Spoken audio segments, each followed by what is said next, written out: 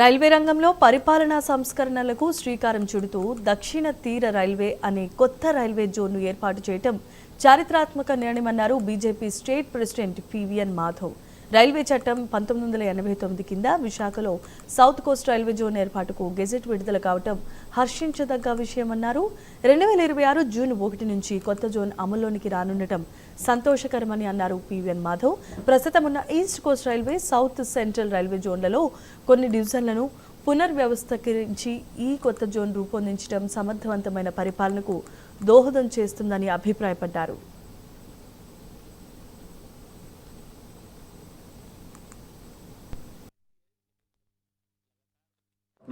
కేంద్రంగా ఏదైతే కొత్త రైల్వే జోన్ యొక్క ప్రకటన జరిగి దాని పూర్తి స్థాయి అన్ని రకాల విషయాలు పూర్తయి ఇప్పుడు గెజెట్ నోటిఫికేషన్ రావటం ఏదైతే ఉందో నిజంగానే ఇది చాలా గొప్ప విషయం.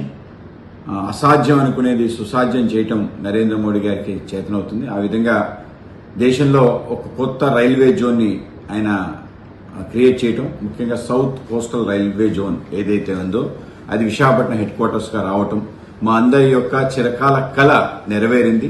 దానికి మా యొక్క రైల్వే మంత్రి అశ్విని వైష్ణవ్ గారికి, అలాగే మన ప్రియతమ ప్రధాని నరేంద్ర మోడీ గారికి ధన్యవాదాలు తెలియజేస్తున్నాను.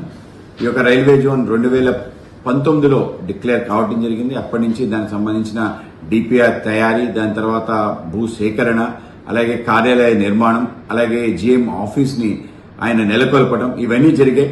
ఇవాళ పూర్తి స్థాయి గెజెట్ రావడంతో దానికి ఒక వ్యవస్థీకృతంగా పనియ్యే విధంగా ముందుకెళ్తాం. రైల్వే సంబంధించిన అన్ని రకాల పనులు, అనేక రకాల సౌకర్యాలు, అనేక ఇతర సర్వీసెస్ మెరుగుపడి